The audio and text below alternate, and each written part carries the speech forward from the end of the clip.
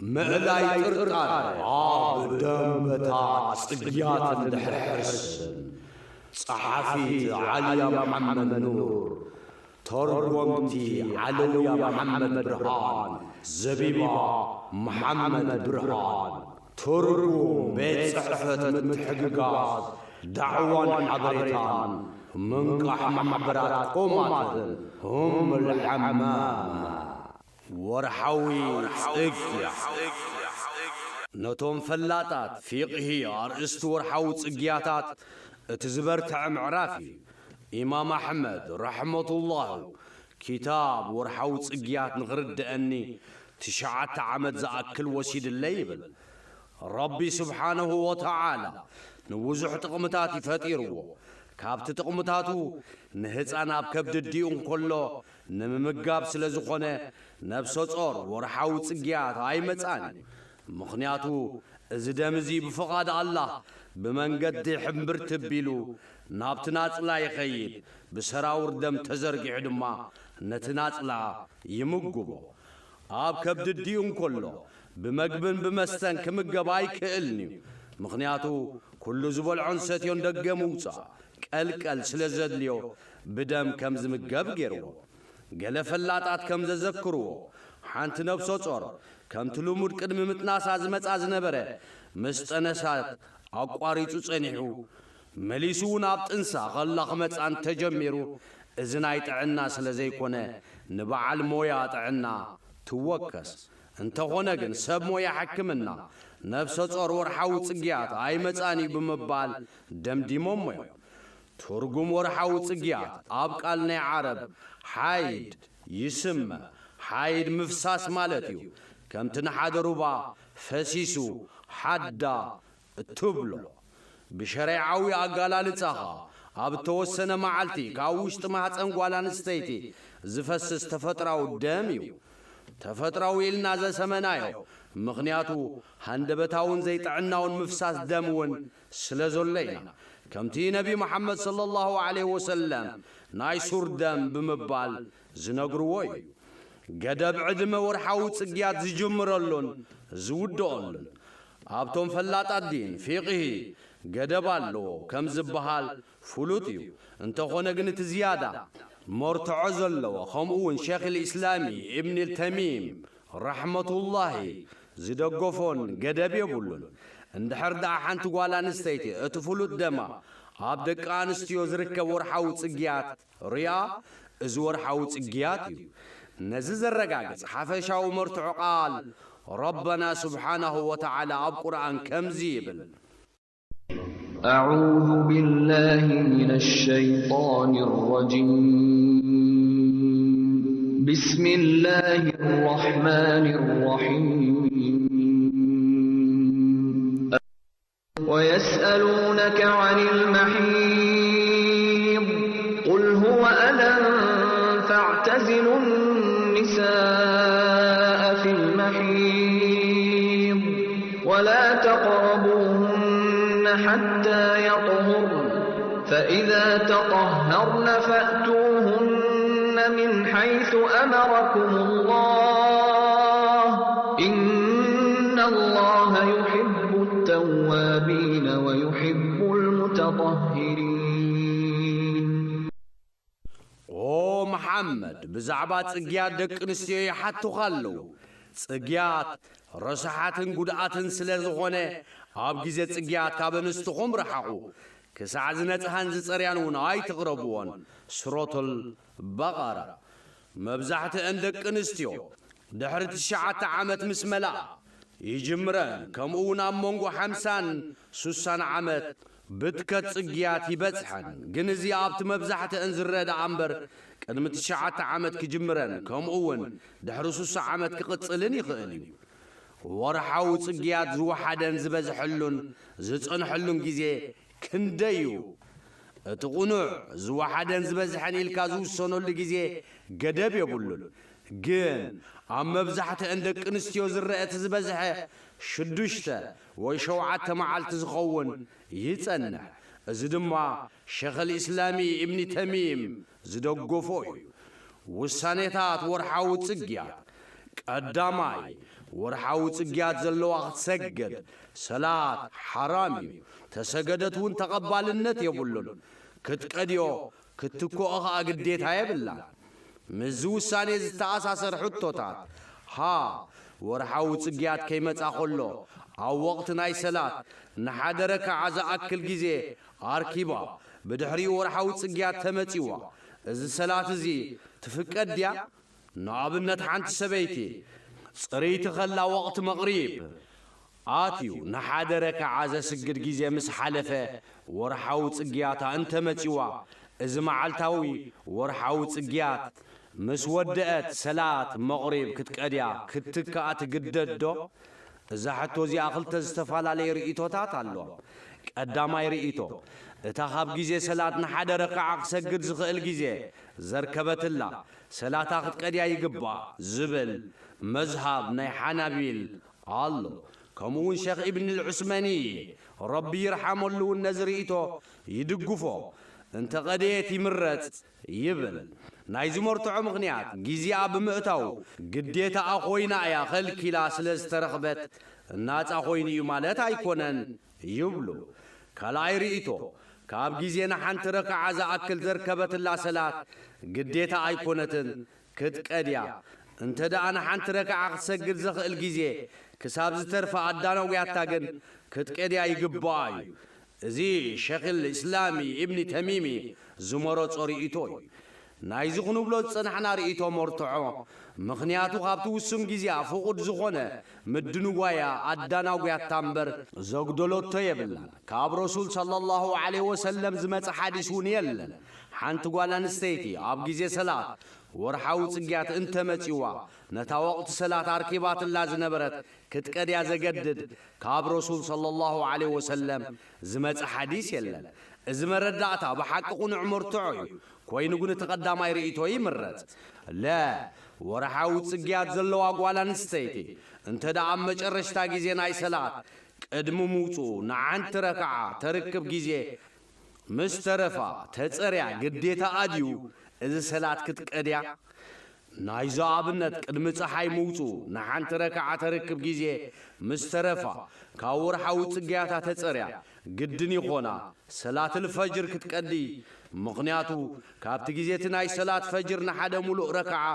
ዘስግድ ጊዜ ስለ ዘርከበት እንተ ደኣ ኣብ መጨረሽታ ጊዜ ናይ ሰላት ልዓስር ወይ ኣብ መጨረሽታ ጊዜ ናይ ሰላት ልዕሻ ጸርያ ሰላት ዙህሪ ምስ ዓስሪ ክትቀድዮ ሰላት ልመቕሪብ ምስ ልዕሻ ክትቀድዮ ይግባኣ ዶ እዛ ሕቶ እዚኣ ኽልተ ዝተፈላለየ ርእቶታት ኣለዋ ሼኽ ኢብኒ ዑስማኒ ረሕመቱላህ ዝደገፎ ግን ክትቀድዮ ኣይግባእን ብጀካታ ዘርከበትላ ሰላት ዓስሪ ወይ ኣልዕሻ ከምቲ ረሱል ዝበልዎ ሰለላሁ ዐለይሂ ወሰለም ሓንቲ ረክዓ ካብ ዓስሪ ዘርከበ ቅድሚ ፀሓይ ምዕራብ ዓስሪ ርኪብላ እዩ ረሱል ሰለላሁ ዐለይሂ ወሰለም ዓስርን ዙህርን ኣርኪቡ እዩ ኣይብሉን ዙህሪ እውን ግድን እዩ ክቐድያ እዩ ኢሎም ኣይዝክሩን ካልኣይ ካብ ውሳኔታት ወርሓዊ ጽግያት ዘለዋ ፈርዲ ይኹን ሱና ክትጸውም ሓራም ይኾና ተጸመቱ እውን ተቐባልነት የብሉን ግና እቲ ፈርዲ ዘይጸመቶ ክትቀድዮ ግድን ድዩ ዓይሻ ረቢ ይፍተወላ ዘመሓላለፈቶ ሓዲስ ወርሓዊ ጽግያት ይመጸና ነይሩ ጾም ክንቀድዮ ንእዘዝ ነርና ሰላት ግን ክንቀድዮ ኣይተኣዘዝናን ትብል እንተ ደኣ ጼማ ኸላ ዋላ እውን ቅድሚ ፀሓይ ምዕራቡ ብቑሩብ ጊዜ ጽግያት ተመጺዋ ጾማ ፈሪስ እዩ ጾም ስያም ፈርዲ ተኾይኑ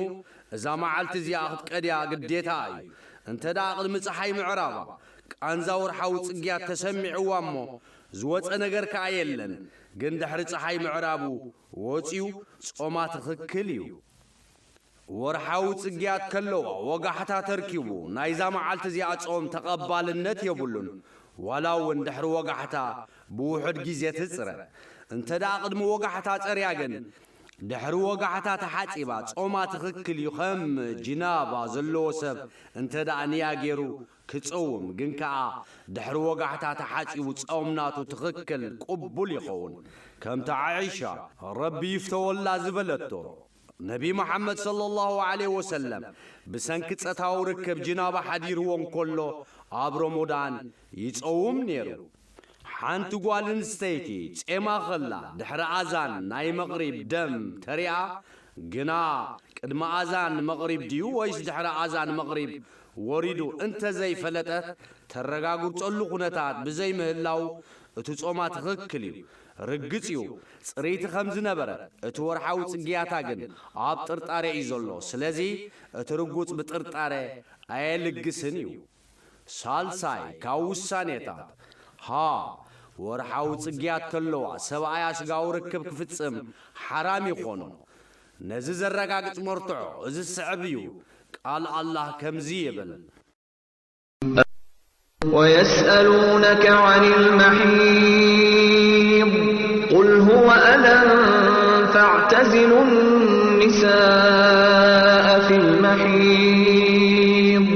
ولا تقربوهن حتى يطهرن فإذا تطهرن فأتوهن من حيث أمركم الله إن الله يحب التوابين ويحب المتطهرين محمد بزعبا ጽግያት ደቂ ኣንስትዮ ይሓትኻ ኣለው ጽግያት ርስሓትን ጉድኣትን ስለ ዝኾነ ኣብ ግዜ ጽግያት ካብ ኣንስትኹም ረሓቑ ክሳዕ ዝነጽሐን ዝጸርያን እውን ኣይትቕረብዎን ሱረቱል በቐራ ረሱል ሰለላሁ ዐለይሂ ወሰለም እዛ ኣያ እዚኣ ምስ ወረደት ከምዚ ኢሎም ኩሉ ነገር ፈጽሙ ብጀካ ስጋዊ ርክብ እንተደኣ ስጋዊ ርክብ ፈጺሙ ግን ኃጢአተኛ ዘንበኛ እዩ እንተደኣ ሰብኣያ ስጋዊ ርክብ ፈጺሙ ዘንቢ ኃጢአት ኣሎ እሳውን ዘንቢ ኃጢአት ኣሎ እንተደኣ ብፍቶታን እናፈለጠን ኮይና ንሰብኣያ ካፍራ ካሕሳ ይግቦ እቲ ካፍራኻ ዲናር ወይ ፍርቂ ዲናር 12 ሪያል ወይ 6 ሪያል እዩ ነዚ ዘረጋግጸልና መርትዖ ረሱል ሰለላሁ ዐለይሂ ወሰለም ከምዚ ይብል ወርሓዊ ጽግያት ከለዋ ርክብ ንዝፈጸመ ዲናር ወይ ፍርቂ ዲናር ሰደቓ ትካቦ የውፅእ ኩፍራ ግድነት ኣይኮነን ብጀካ ሰለስተ ቅድመ ኹነት ፍልጠት እናፈለጥካ ተፈጺምካዮ ኩፍራ ይግብአካ ብዘይፍላጥ ተፈጺምካዮ ግን ኩፍራ ይግብአካን እዩ ክልተ ወይ እናተዘከረካ ተፈጺምካዮ ኩፍራ ይግብአካ ብምርሳዕ ተፈጺምካዮ ግን ኩፍራ ይግብአካን እዩ ሰለስተ ወይ ብምርጫኻ ተፈጺምካዮ ኩፍራ ይግብአካ ብምግዳት ተፈጺምካዮ ግን ኩፍራ ይግብአካን እዩ ጓል ኣንስተይቲ እውን ልክዕ ከም ሰብኣያ ኩፍራ ኣለዋ እንተደኣ ብወለንተኣ ኮይኑ ሰብኣያ ንሰበይቱ ብዘይ ስጋዊ ርክብ ክድሰተላ ክሕጐሰላ ለቢሳን ከይለበሰትን ክድሰተላ ፍቑድ እዩ ምኽንያቱ ረሱል ሰለላሁ ዐለይሂ ወሰለም ንዓይሻ ረቢ ይፍተወላ ከምዚ በልዋ ጽግያት ከለዋ ክትለብስ እሞ ክቐርባ ምእንቲ ይእዝዛ ነይሩ ራብዓይ ካብ ውሳኔታት ወርሓዊ ጽግያት ዘለዋ ኣብ መስጊድ ክትኣቱ ኣትያ ኾፍ ክትብልን ኣብ ካዕባ ጥዋፍ ክትገብርን ኣይፍቀድን እዩ ረሱል ሰለላሁ ዐለይሂ ወሰለም ከምዚ ስለ ዝበሉ ወርሓዊ ጽግያት ዘለወን ካብ መስጊድ ይተኣልያ ከምኡውን ከምዚ ይብሉ እቲ ሓጃጂ ዝፍጸመሉ ኩሉ ነገር ፈጺማ ጥዋፍ ግን ኣይትግበር ግን ዝኾነ ጉዳይ እንተሃልዋ ብማእኸል መስጊድ ክትሓልፍ ይፍቀዳ እዩ ሓምሻይ ካብ ውሳኔታት ወርሓዊ ጽግያት ዘለዋ ብዘይ መከላኸሊ ጓንቲ ወይ ጨርቂ ቁርኣን ክትሕዞ ኣይፍቀድን እዩ ቁርኣን ክትቀርእ ግን ዑላማ ዝተፈላለዩ ርእይቶ ኣሎ እቲ ቁኑዕ ድማ ክትቀርእ ይፍቀዳ እዩ ግን ቁርኣን ክትሕዝ ኣይፍቀዳን እዩ ረሱል ሰለላሁ ዐለይሂ ወሰለም ከምዚ ስለ ዝበሉ እቲ ሓጃጂ ዝፍጽሞ ኩሉ ነገር ፈጺማ ጥዋፍ ግን ኣይትግበር ከምቲ ዝፍለጥ ቁርኣን ምቕራእ ኩሉ ሓጃጂ ብተገዳስነት ዝርኦ ጉዳይ እዩ ወርሓዊ ጽግያት ዘለዋ ክልክልቲ ነይራ እንተትኸውን ነቢ መሐመድ ሰለላሁ ዐለይሂ ወሰለም ምገለጽዎ ነይሮም እዚ ኸ ሸኽ ልእስላሚ ኢብን ልተይሚም ረሕመቱላሂ ዘረጋግጾ እዩ يبل أب جزي نبي محمد صلى الله عليه وسلم دك نستي ورحاوت صقيات يمزأنيرو قرآن كقرأ حرام انتزخون كم صلاة نبي محمد صلى الله عليه وسلم نزون مبرهون يرى مخنياتو أبتي جيزيوم زخونة جزا خاور حاوت صقيات زلو أقوالان استيتنات أي نبرتن كاب قرآن مغرع زخل كلا زمت حديث يلا بزي كاخلت حديثات السنون ضعيفات إيه نزنا جرز زكالا خلت خكل زخونة حديث كاب زيل قرآن كتكرر حرام زقبر نجار يلا شاد شاي ورحاوت صقيات زلوا طواف الوادع عي ملكتان حجن عمران مسفت سمت ورحاوت صقيات تمتيوا قدمنا عدا مخادا خصاب كام ماكات وص تقصيلو بزي طواف ودع مسانابت طواف توص كاب ابن العباس ربي يفتولو زتمحلالفه حديث كمزيبل صباتنا يمجرشتاو علوم طوافاب كعبا خون تعزيزهم ورحاوت صقيات زلو أقوال نسيتقن تشلاشيلو الله شاوعاي كاوسانيتات سبايا ورحاوت صقيات كلوا كفتحا اي فكدن الله كمزيبل يا أيها النبي إذا طلقتم النساء فطلقوهن لعدتهن وأحصوا العدة واتقوا الله ربكم لا تخرجوهن من بيوتهن ولا يخرجن إلا أن يأتين بفاحشة مبينة وتلك حدود الله ومن يتعد حدود الله فقد ظلم نفسه لا تدري لعل الله يحدث بعد ذلك أمرا. أنت نبي أنت دعنا نستفتح خمن عابتي خاب صقيات زنت أهلو معلتات سقاو ركب كيف تصمكم فتحوا مالك صوريات كلو أبزي سقاو ركب نبي محمد صلى الله عليه وسلم سبيت ورحاوت صقيات كلوا نزل فتحا كملسا دحار تدليو أبنتنا خلاق فتحا عزيزوا شامناي كاوسانيتا وساني بيجن بين تغر كابوتاناي ورحاوت صقيات زوت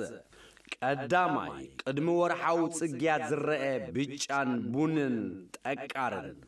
قال علامة سمويان يبلو بيجان بونن تقارن تختالي نايتي بقدمي إذن برئي بقدميو صريت تنيرو وساني نايتي صريت هالو بقدميو ورحاوت صقيات تنيرو وساني ورحاوت صقيات هالو انت دا قدميو بيجا ويبوني تأكار مسرعيت بدحري دما قلت زغون دم تريع ورحاوت صقيات كابت دم زوردو الليو زحسا مخنياتو بمسرت كابت بيجان بونن تأكارن زتراعي اللي كونن زحسا تاقوالن ستيت صريتي ازلا كابت مسرتاو نجر عين وصنينا كساب برقص دم نرئي مخنياتو قدم ورحاوت صقيات بيجان بونن تأكارن مورادو بفلاي كان حدا معلتن كاون لعل تقصيلو إذا بحرياو كنت ايكونن مخنياتات اللو كم رغس باللعتي وي قدلوتات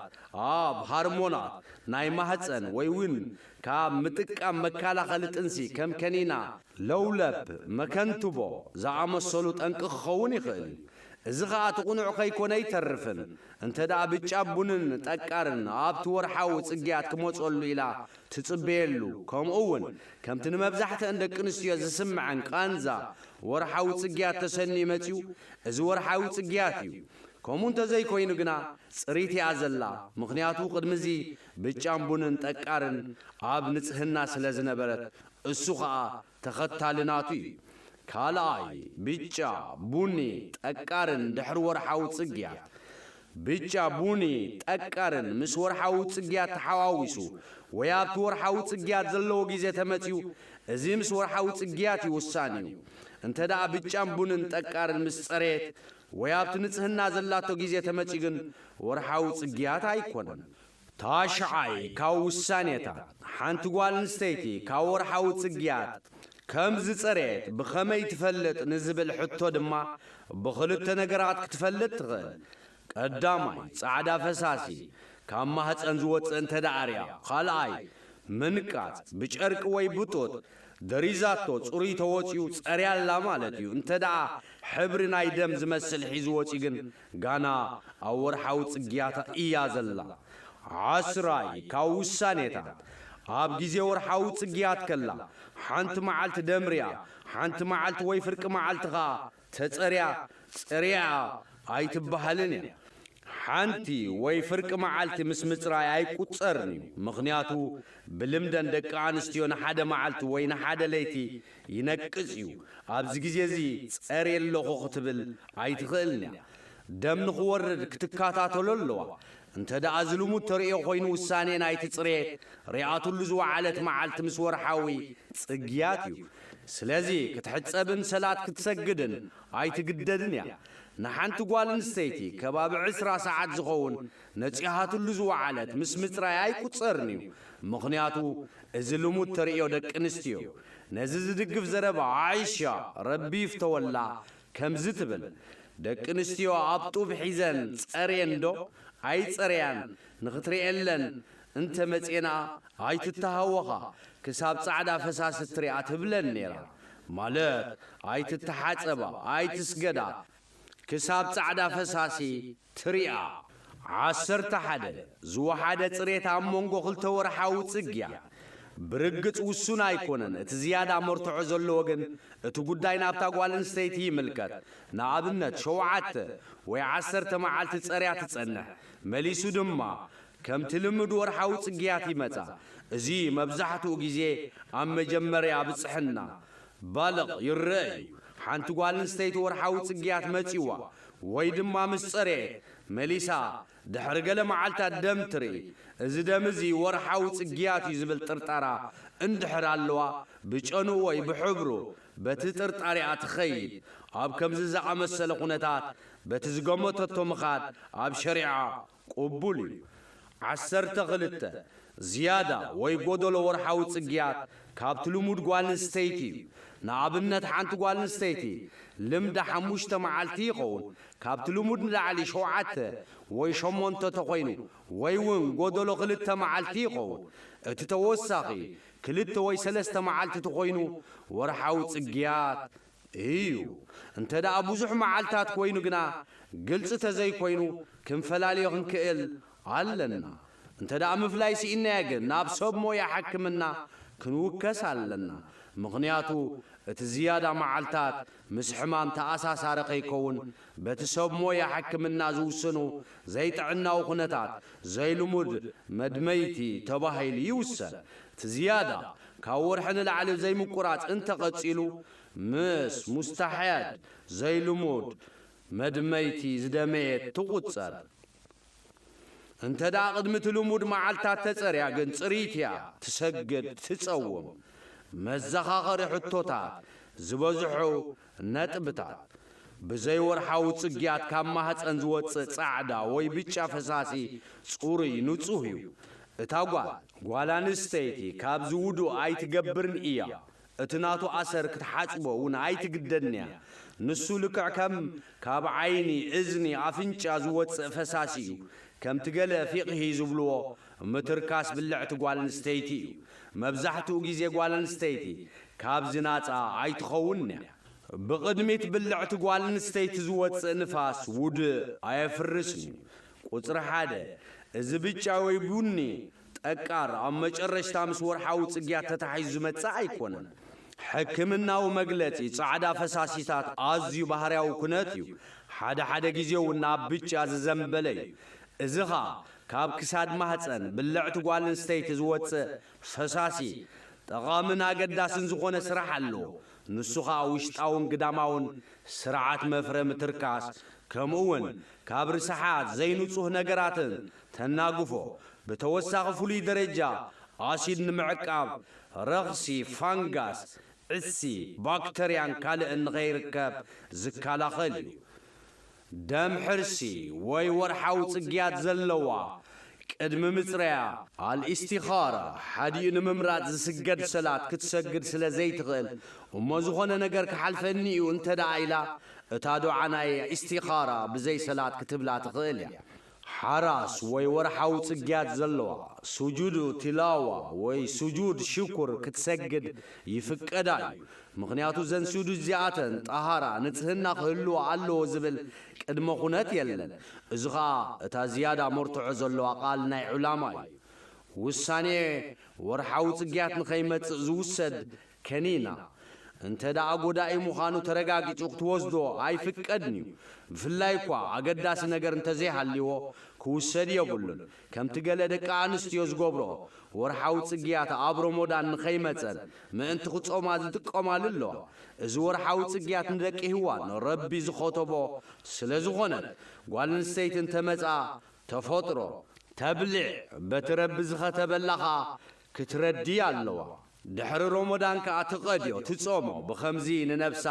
ትሕሉ ነቲ ወርሓዊ ጽግያት ድማ ካብ ምዝንባል ትድሕን ከም ሓጅን ዑምራን ክትፍጽም ተደልያ ይፍቀደላ ይኽበሃል ይከኣል ምኽንያቱ መብዛሕትኡ ግዜ መሰነይታ ስለ ዘለዋ ነቶም መሰነይታ ዕንቅፋት ክትኮኖም ስለ ትኽእል ወይ እውን ካልእ ግዜ መካ ተመሊሳ እቲ ዝተረፋ ክትመልኦ ስለ ዘይትኽእል እዚ ኸኒና እዚ ሰብ ሞያ ብምሕታት ክትወስዶ ትኽእል ምድህሳስ ንጽህና ካብ ጽሬት ገለ ካብቶም ቀዳሞት ዝሓለፉ ይብሉ ጓል ኣንስተይቲ ግድን ኣይኮነን ጽሬታ ንጽህና ብለይቲ ክድህስሶ ደስ እውን ኣይብልን እዩ እቶም ቀዳሞት ዝነበሩ ኣብ ለይቲ መብራህቲ ስለ ዘይነበሮም እተን ደቂ ኣንስትዮ ጸሬንን ኣይጸረያን ኣይድህስሶኦን እየን ዓይሻ ረቢ ይርድየላ ዝበለቶ ክድቅስ ተደልያ ወይ እውን ንሰላት ኣሱብሒ ተተስያ ኣብ ግዜ ሰላት ክትሪኦ ኣለዋ ብለይቲ ክድህስሶ ግን ዝጸንሕ ርስሓት ኣይኮነን አልኢስቲሓዳ ዘይልሙድ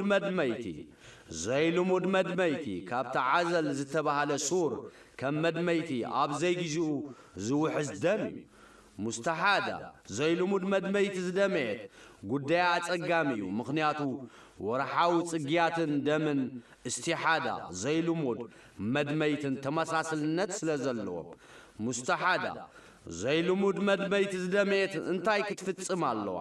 ቀዳማይ ድሕሪ ወርሓዊ ጽግያታ ክትሕጸብ ካልኣይ እቲ ቦታ ወርሓዊ ጽግያታ ክትሕጸቦ መከላኸሊ ከም ጨርቂ ንጽህናኻ ክትለብስ ሳልሳይ ግዜ ሰላት ምስ ኣተወ ውዱእ ክትገብር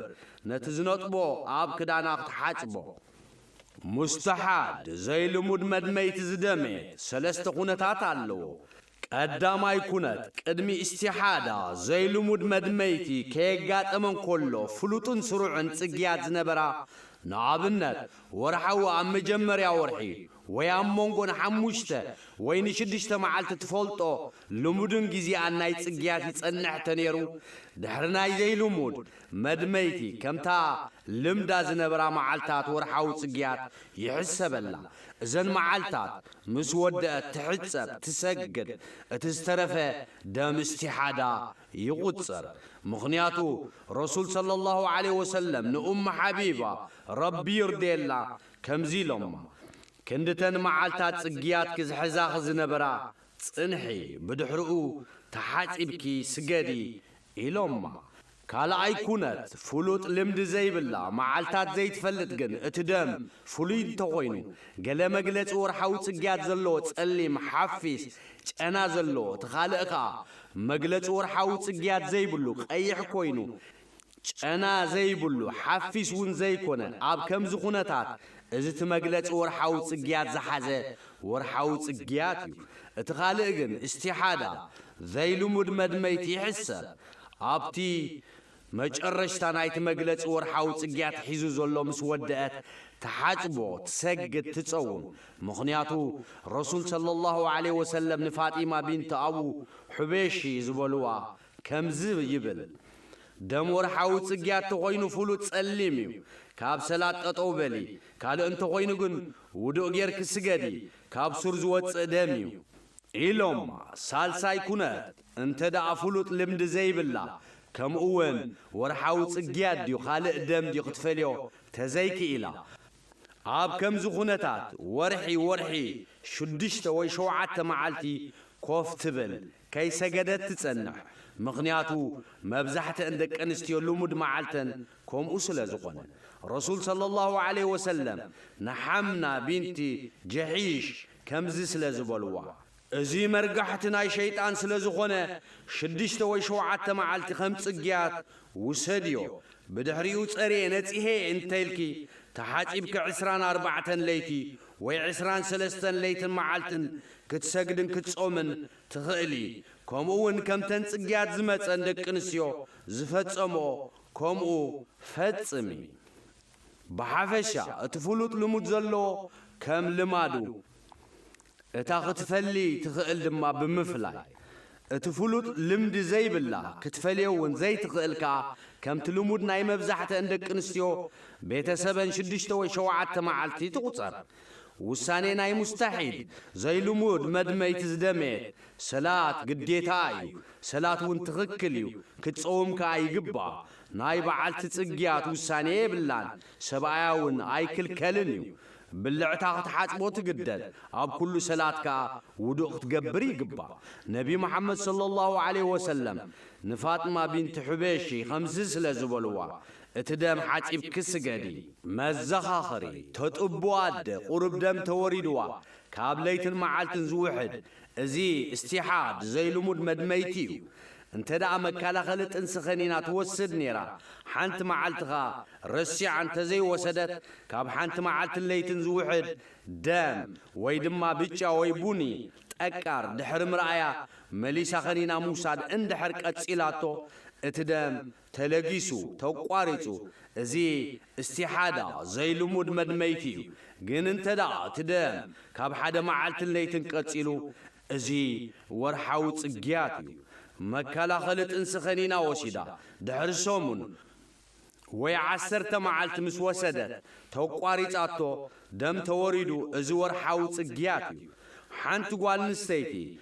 نفسان تدعى عدكيما كبيد بملعال وي بمكينا اب حاقوت قوت زلو ومنقد تتوقعيزا ويون عقصلتي بملعال اب زي جيزيا ورحاو تسقيات دم تمتيوا بحبرون چانوون زفلين ورحاو تسقيات زي مسل تخوينو ازي استحادة زي لمود مدميتيو حانت قوال نستيتي بسري دحر 3 4 5 معالتون كساب سومن انت دا نتقبطاب ناي دمريا اذ نتقبطاب دمزي استحاده زي لمود مدميتي يزقصر مخنياتو زي غزي زي ام مبزحتن دقنستيو غزي مفراين قوقحوي